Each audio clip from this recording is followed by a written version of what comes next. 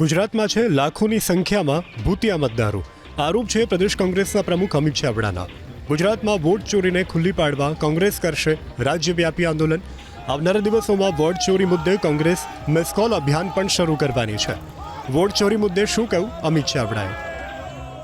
Vote ચોરો લોકશાહી ખતમ કરવા માટેનું જે આખું ષડયંત્ર કરી રહ્યા છે એમાં ફરી સફળ ના થાય એ માટેનું અભિયાન લઈને અમે આવવાના છે. એટલે આવનારા દિવસમાં ગુજરાતમાં પણ જે વોટ ચોરો છે, જે વોટની ચોરી છે, એને અમે ખુલ્લા પાડીશું.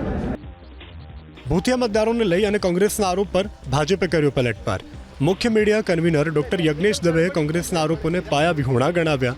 આટલું જ નહીં, અમિત ચાવડાને સિઝનલ રાજકારણી ગણાવ્યા.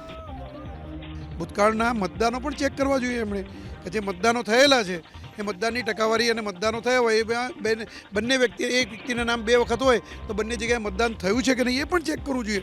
પૂરેપૂરો ટેકનિકલ પુરાવો ચેક કર્યા બાદ આક્ષેપ કરાય ચૂંટણી પંચ પર, એ એમને ભાન હોવું જોઈએ.